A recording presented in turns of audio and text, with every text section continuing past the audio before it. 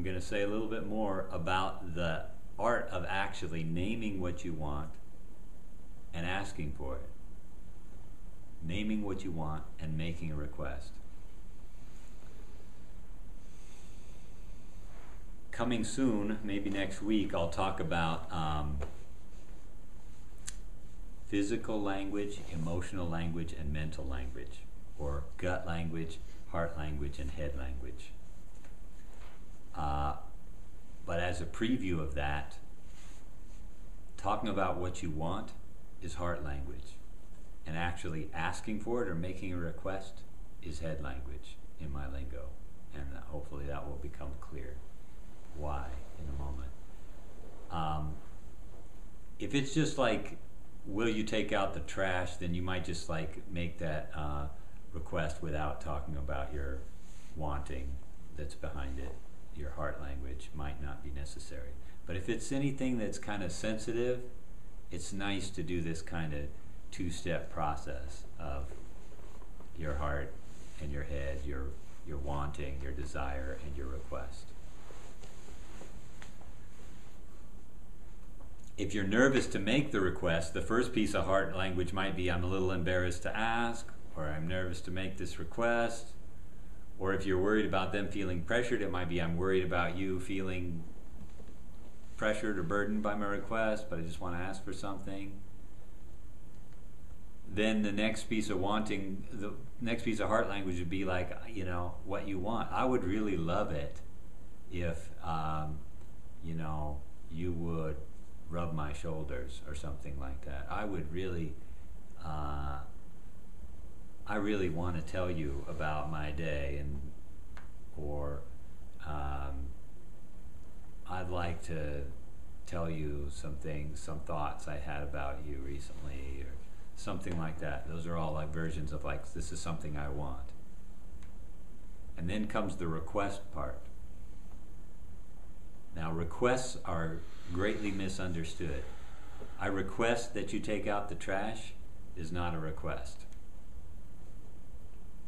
Please take out the trash is not a request. That's a command with please put in front of it. A request, in my lingo, is a yes or no question that you ask as a favor, with an understanding that you might hear yes or no, and in an invitation for them to own their yes or their no. A typical sentence stem for that would be, would you blah blah blah, or will you blah blah blah, or would you be willing to blah blah blah, or maybe may I blah blah blah. Would you be willing to take out the trash is a request. I request that you take out the trash is not. Make sense? And like I said, it's no coincidence that we do it the other ways, because making requests can be a little bit uncomfortable for you. Because if you own what you want and make a request, then you're dangling out there with them saying yes or no. And if they say no and you made the request straight up, vulnerable, you, I feel embarrassed now, or I feel rejected, and you may have a follow-up request is, can I tell you about how I'm disappointed or pissed off about you saying no, you know? But there's no, as I say, it's no coincidence that we avoid making requests in that true fashion. But that's why I want you to. It's actually much more powerful. You get the practice in being more vulnerable and getting good at hearing yes or no and having it honest, and the person on the receiving end gets the sweetness, the openness of you making that vulnerable request.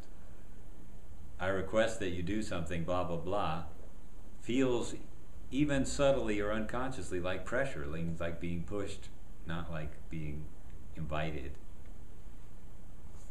and asked whether you actually want to. So both steps are useful, to talk about what you want and to make an honest request, a clear request. Would you be willing to such and such? Make sense? Sort of. Sort of. Okay. Well, with the first stage, you talk about what's on your heart, what you're wanting, how it is that you're wanting it, any nervousness that you have about requesting it, any concern you have about them being asked, not wanting them to be uncomfortable. Then the request part, the head part, is a yes/no question asked as a favor. Will you blah blah blah for me? And if you're rejected, I mean, it has to be fair for the person. They can say yes or no without bad repercussions, really, right? I mean, they're supposed to feel safe to say no or sure. Right? That's right. The idea is that you're asking them as a favor and they get it. They have to answer honestly. Yes, you're inviting them to give you their honest answer. Part of your goal is to have them feel good about saying yes to you if they do, and good about saying no to you if they do. Okay, makes sense? All right, so what you're going to do, are you an even number? No, you're not. I will play a 2 then. What you're going to do is you're going to get into pairs, and one of you will be the asker first, and the other will be the giver. And that person, you'll each have an equal length turn, like maybe 10 minutes apiece or something like that. And the asker will notice, what do I want right now, here and now, from you that you could do for me? Which may be, again, sort of an awkward thing for you to even consider. You may notice the first thing you want is to just talk about how you're nervous, asking yourself the question, what could you do for me right now? What do I want from you? But then you try to tune into what it is that you most want from the person across from you, even if you think that that's a silly thing to want, or that's a politically incorrect thing to want, or they might not want to do that.